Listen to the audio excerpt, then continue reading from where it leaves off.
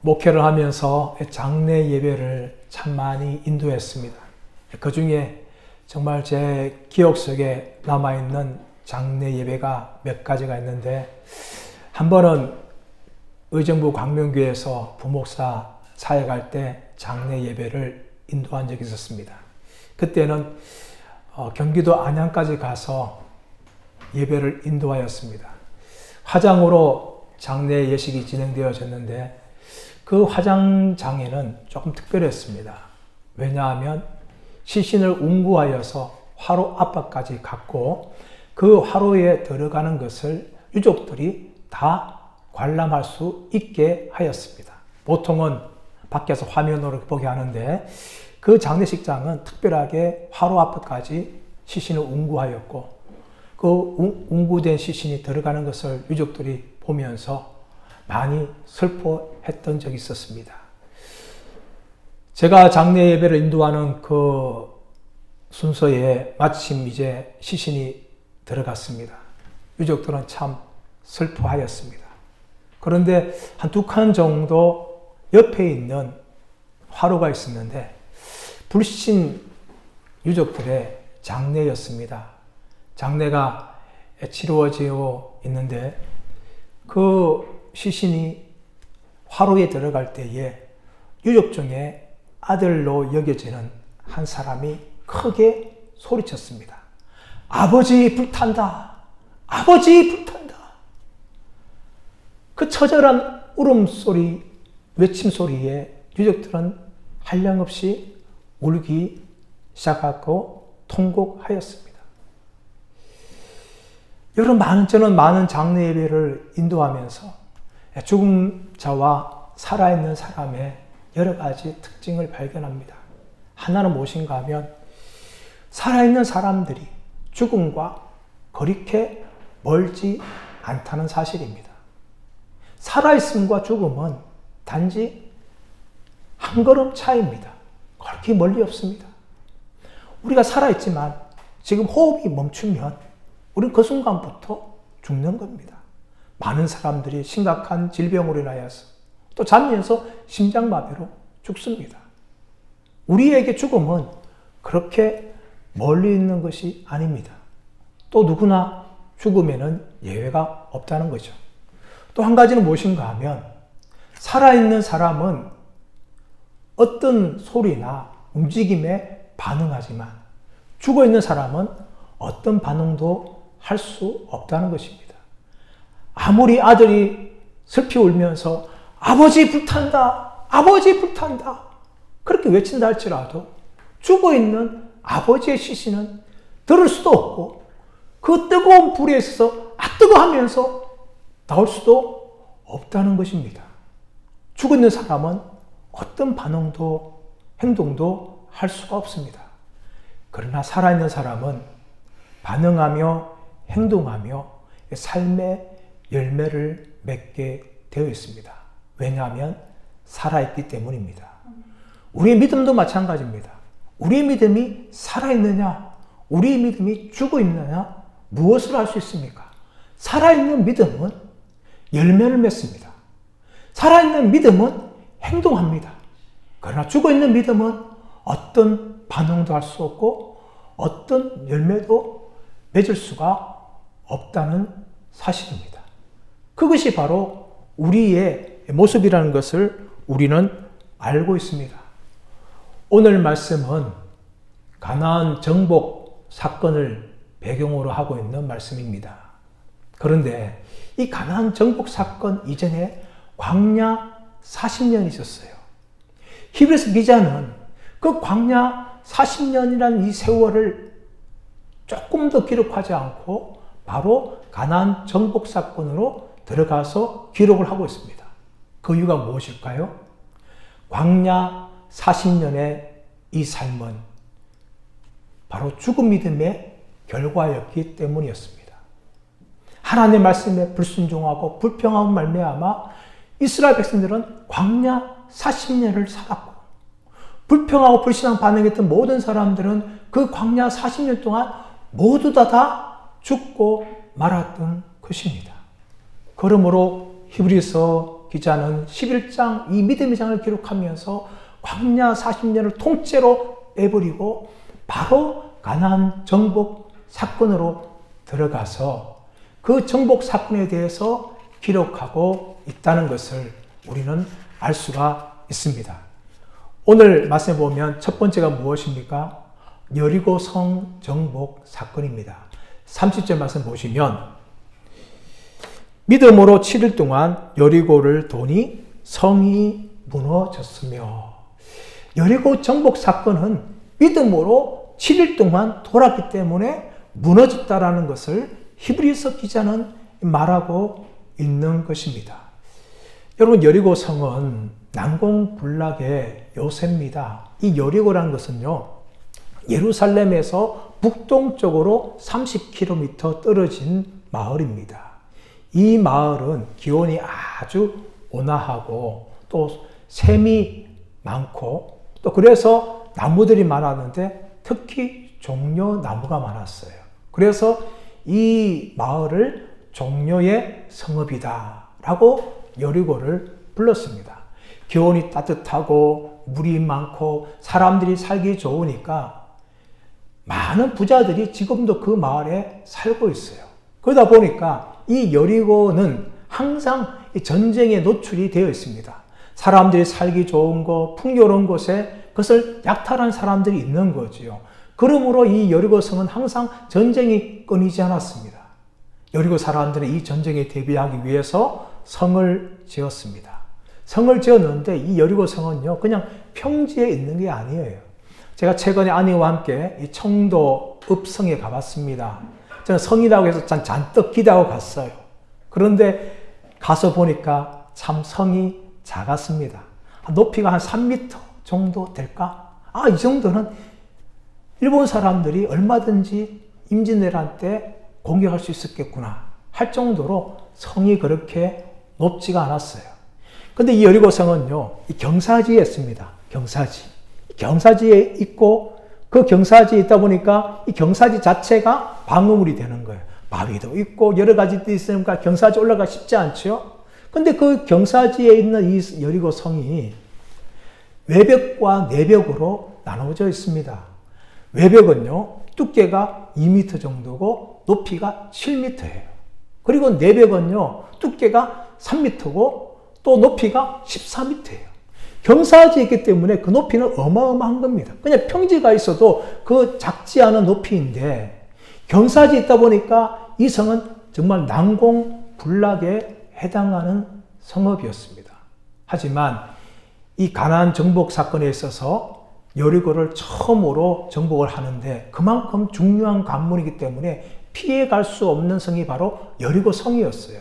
이 여리고 성은 군사적 요충지고 또 교통의 요지이기 때문에 이스라엘 백성이 반드시 정복해야 할 땅이 여리고 성이었습니다. 그런데 이 여리고 성이 어떻게 무너진 거예요? 믿음으로 7일 동안 여리고 성을 도니까 그 성이 무너졌다라고 오늘 30절 말씀은 기록을 하고 있습니다. 여리고 성이 어떻게 무너졌습니까? 오늘 말씀 믿음으로 하고 있지만 여러분 주일학교 때 한 번씩 들을 수 있는 예화가 있습니다. 어느 교회 목사님이 주일학교 학생들이 성경을 잘 알고 있는가 싶어서 주일학교 학교를 방문했어요. 학생들을 물어보면서 한 남자아이한테 물어보았어요. 얘야, 여리고 성은 누가 무너뜨렸니? 이렇게 그 목사님이 그 아이한테 물어본 거예요. 그러자 이 아이가 참 당황했어요. 그러면서 그 아이가 하는 말이 뭔가 하면 목사님 저는 안 무너뜨렸어요. 제가 한 게 아니에요. 그렇게 그 아이가 말을 한 거예요. 참 목사님이 황당한 거예요. 야, 이렇게 아이가 성경을 모를 수가 있나 하면서 그 교사에 찾아갔어요. 선생님, 제가 이 아이한테 여리고 성을 누가 무너뜨렸니? 라고 물어보니까 이 아이는 자기가 한 게 아니라고 그렇게 큰 소리 칩니다. 도대체 어떻게 된 겁니까? 이렇게 물어보니까 그 선생님이 더 가관입니다. 목사님, 이 아이는 착하고 정직한 아이입니다. 이 아이가 자기가 안 무너뜨렸다고 했다면 결코 이 아이가 한 것이 아닙니다. 믿어주십시오. 이렇게 이야기한 거예요. 참 목사님이 황당한 겁니다. 아이도 여리고성을 자기가 안무릇됐다 하고 선생님이 찾아가니까 이 아이는 정말 착하고 정직해서 결코 한 것이 아니라고 하니까 정말 목사님 가슴을 쳤어요. 그래가지고 주일학교 부장 장로님에게 찾아갔습니다. 장로님 큰일 났습니다. 제가 이 아이한테 여리고성을 누가 무너뜨렸니 물어보니까 자기가 한 게 아니랍니다. 그리고 이 선생님은요, 이 아이가 착하고 정직하기 때문에 결코 이 아이가 한 것이 아니라고 이야기하는데 도대체 어떻게 된 겁니까? 장로님. 그렇게 물어보니까 장로님이 이렇게 말합니다. 목사님, 누가 무너뜨린 게 뭐가 중요합니까? 교회에 예산이 있으니까 우리가 그 예산을 가지고 빨리 고쳐줍시다. 이렇게 장로님이 이야기했다는 그런 예화가 있습니다. 참 묻지 못할 이야기예요, 여러분. 여러분, 여리고성은 누가 무너뜨린 겁니까?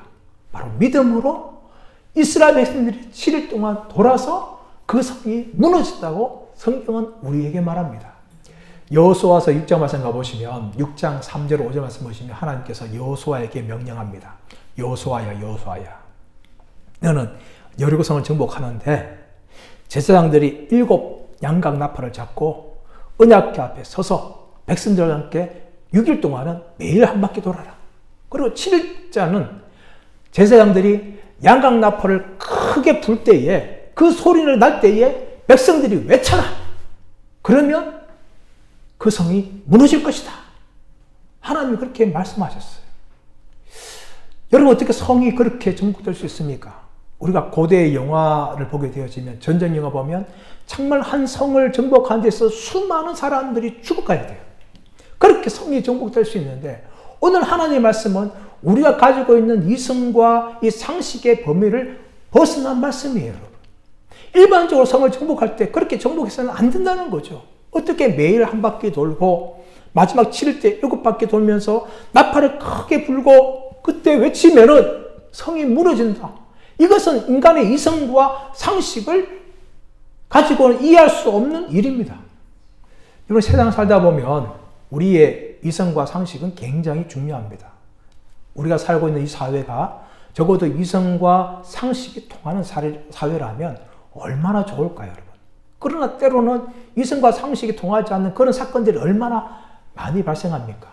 그러므로 우리가 살고 있는 이 사회가요, 적어도 이성과 상식이 존중되고 통하는 사회가 될 때 건전한 사회가 되는 거예요, 여러분. 교회도 마찬가지입니다. 어떤 일을 할 때 있어서 결코 우리의 이성과 상식을 무시해서는 안 돼요, 여러분. 다 그것을 우리 가지고 해야 돼요. 그러나 여러분, 믿음의 세계는 이성과 상식에만 제한되는 게 아닙니다. 하나님께서는 우리에 향하여서 이성과 상식을 내려놓고 믿음으로 서라고 하실 때가 있는 거예요.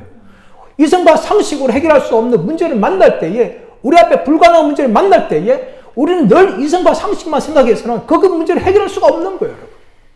때로는 이성과 상식을 넘어서서 그 문제를 향하여서 믿음으로 기도하고 믿음으로 도전할 때에 이루어지는 것을 우리가 경험하게 되는 겁니다. 하나님께서 무엇을 요구합니까? 여호수아에게 그것을 요구하는 거예요. 여호수아야. 너는 지금까지 많은 전쟁을 치루었다. 그러나 이 전쟁을 치루할 때 네가 가지고 있는 이성과 상식을 내려놓아라. 나의 말에 순종하라.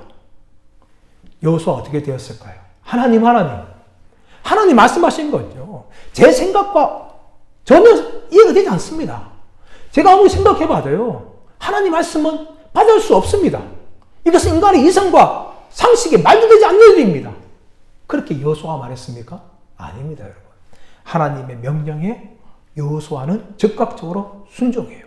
재앙들은 불러 모으고 백성들을 불러 모아서 하나님 말씀하신 대로 그대로 전합니다. 여러분, 어떻게 여호수아가 하나님 말씀에 불신앙을 반응하지 않고 이렇게 믿음으로 반응할 수 있었을까요? 그 이유는 무엇인가 하면 여호수아는 하나님의 기적을 정말 많이 목도했던 사람이었습니다. 출애굽할 때에 하나님께서 10가지 재앙을 행하시는 것, 또 홍해가 갈라져서 이스라엘 200명 숫자가 그 홍해 사이를 걸어가는 것, 또 뒤따라오던 애국 군대가 홍해 안에서 완전히 수정되는 것 다 보았습니다. 그리고 여리고 땅을 건너오기 전에 제사장들이 발을 내딛으니까 요단강이 멈추는 그런 놀라운 기적도 보았습니다.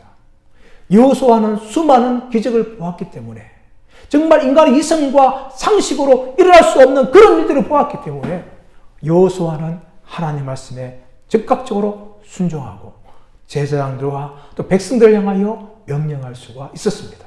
그리고 이 여호수아의 말에 제사장들과 백성들은 곧장 순종하고 하나님의 말씀대로 매일 한 바퀴씩 돌고 마지막 10일째 7바퀴 돌으면서 제사장들은 양악나팔을 불고 백성들은 나팔 소리가 들을 때에 큰 소리로 성아 무너져라 라고 외쳤던 것이었습니다.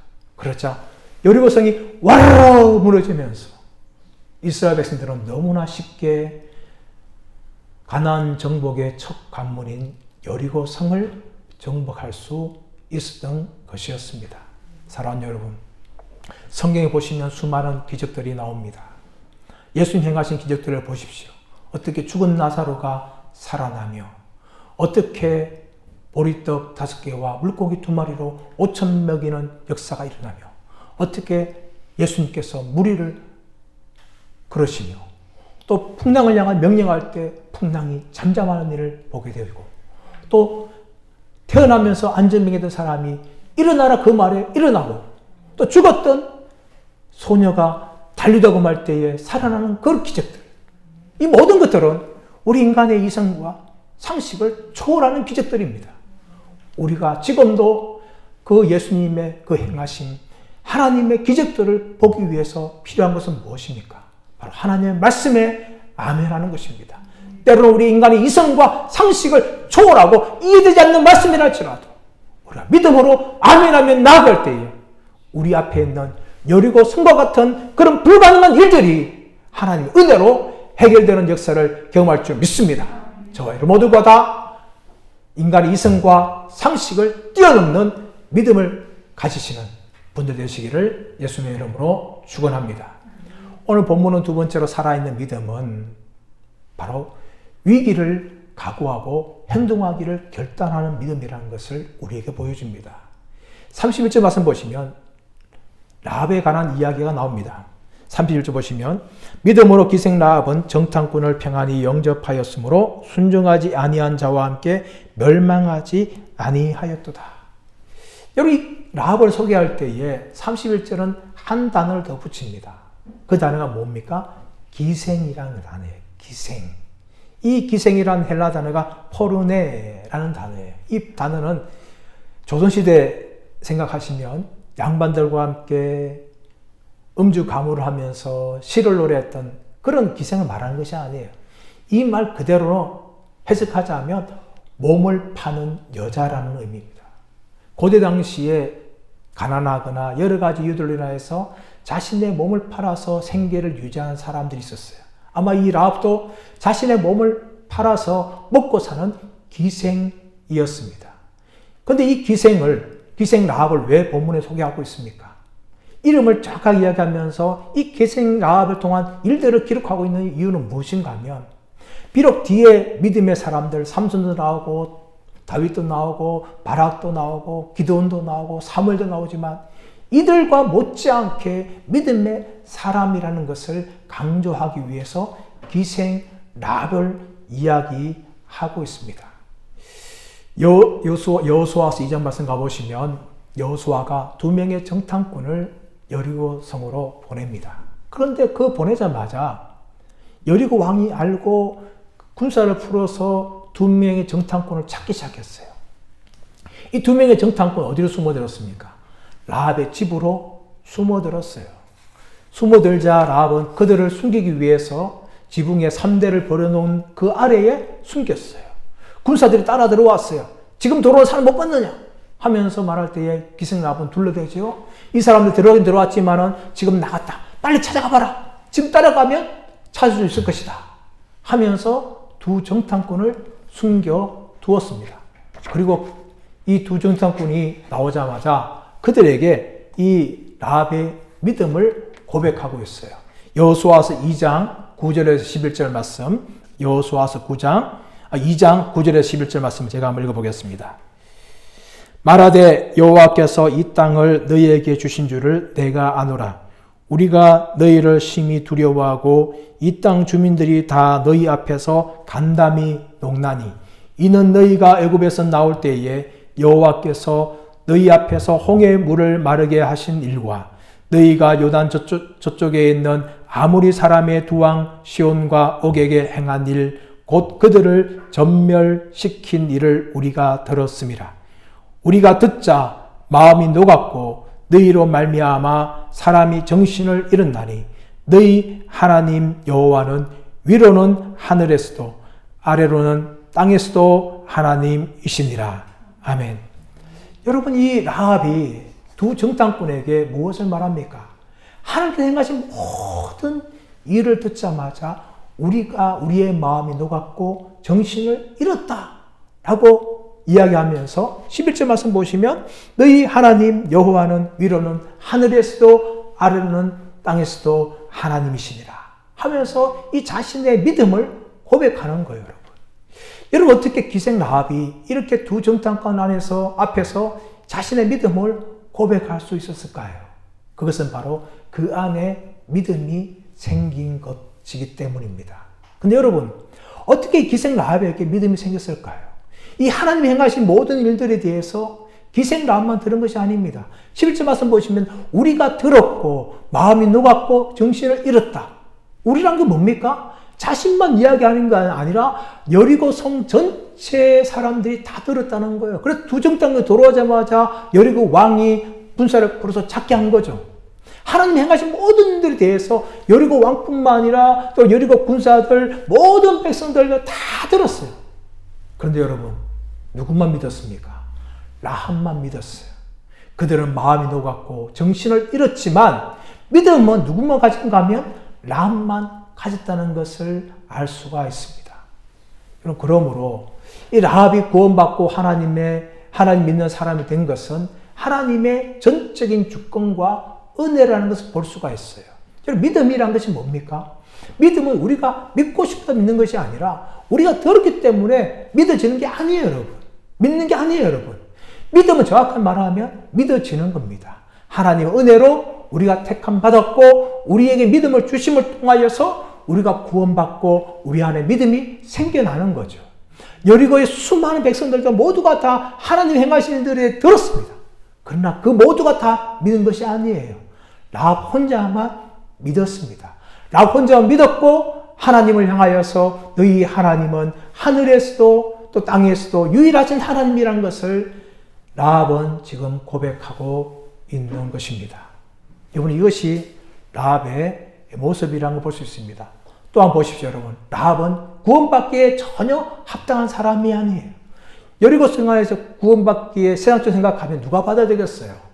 여리고 왕이 받아야 되지 않겠습니까? 여리고의 부자들, 여리고의 또 잘나가는 사람들, 성공한 사람들, 그런 사람들이 구원받아야 되죠. 그런데 여러분, 이 라합은 직업이 어떤 직업이었어요? 기생이었어요.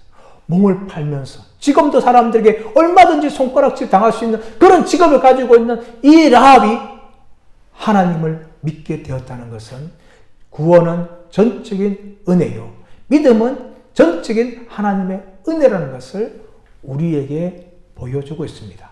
그러므로 라합은 하나님을 향하여서 믿음으로 고백한 거죠.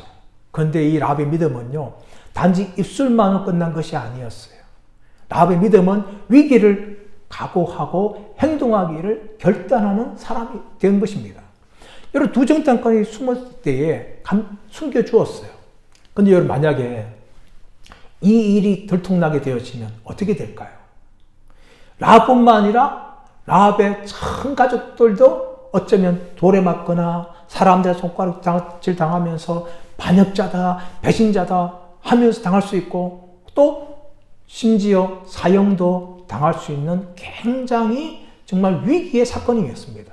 그러나 라합은 하나님에 대한 소문을 듣고 믿음이 생겼기 때문에 두 정탐꾼을 숨겨주었습니다. 그리고 그들에게 무엇을 말합니까? 나와 우리 가족을 살려달라. 여러분 왜 부탁할까요? 라합은 하나님께서 행하신 그 일을 다 들으면서 얼마든지 하나님께서 여리고를 정복하시게 하실 것이라는 믿음이 그 안에 생긴 거죠. 이스라엘 백성들이 하나님의 능력에 의해서 여리고성을 정복할 것이라는 믿음이 생겼기 때문에 자기와 자신의 모든 가족들을 살려달라고 부탁한 것입니다. 이것이 바로 라합의 믿음입니다. 라합의 믿음은요, 죽기를 각오한 믿음이었어요. 또 배신자라고 낙인 찍힐 수 있고, 또 잘못하면 자신의 가족들 모두가 다 당할 수 있는 위기까지도 그렇게 각오한 믿음이었어요. 여기 이 일로 인하여서 라합과 라합의 가족은 어떻게 되었습니까? 여리고성이 정복될 때에 그들은 보호받고 살아났습니다. 두 정탐꾼이 이렇게 말합니다. 라합아, 라합아, 우리가 이제 여리고성 정복할 때에 너는 너희 가족을 표시할 수 있는 붉은 줄을 매달아라. 그리고 온 가족이 그것을 모여 있으라. 그러면 우리가 너희를 공격하지 않고 너희를 보호할 것이다. 그 말대로 라합은 자신의 믿음을 가지고 자신이 살게 되어지고 자신의 가족도 살게 되었습니다. 그뿐만 아니라 라합에게는 정말 큰 변화가 한 가지 더 생깁니다. 그것이 무엇인가 하면 이 라합의 믿음을 통하여서 라합은 예수님의 족보에 올라가게 되어지는 믿음의 여인의 반열에 그가 들어가게 된 것입니다. 마태복음 1장 3절 5절 말씀 보시면 살몬이 라합에게서 보아스를 낳고 보아스는 루sek에서 오벳을 낳고 오벳은 이새를 낳고 이새는 다윗을 낳았다 라고 그렇게 말하고 있습니다. 다시 말하면 이 라합은요, 다윗 왕의 정조모가 되는 거예요. 정조모. 그리고 기생 라합이면서 나중에 예수님의 족보에 들어가는 그 족보의 믿음의 영웅에 들어가게 되는 것입니다. 그의 인생도 완전히 바뀌게 되어지고 이 기생 라합의 믿음을 통하여서 정말 예수님께서 오시는 길을 준비하게 되어지는 그런 영광스러운 도구로서 이 여인이 쓰임받게 된 것입니다. 근데 여러분, 히브리서 기자가 왜 이 기생 라합 이야기를 기드온, 바락, 사무엘, 다윗, 삼손, 기라성 같은 믿음의 사람들 이야기가 나오고 있는데 이 라합의 이야기를 자세하게 기록하고 있는 이유가 무엇일까요? 그것은 히브리서 공동체가 지금 위기 가운데 있기 때문입니다. 곧 로마의 핍박을 통하여서 수많은 사람들이 돌에 맞기도 하고 짐승에 마비되기도 하고 십자가에 처형당하기도 하고 또 화형도 당할 수 있는 위기가 찾아옵니다. 히브리서 기자는 그 믿음의 공동체를 향하여서 기생 라합이 자신의 믿음을 가지고 위기를 각오하고 행동한 것처럼 너희도 다가오는 어떤 위기가 있다 할지라도 결코 흔들리지 않고 믿음으로 나아갈 것을 말하기 하기 위해서 이 기생 라합을 지금 기록하고 있는 것입니다. 우리가 살고 있는 이 사회는 그래도 기독교를 향한 핍박이 아직은 심하지 않습니다. 물론 안티 기독교 세력들이 있고 또 기독교를 향해서 욕하는 사람들이 있지만 예수 믿는 사람을 향하여서 돌을 던지거나 또 화형을 시키거나 십자가 못 박는 일은 없습니다.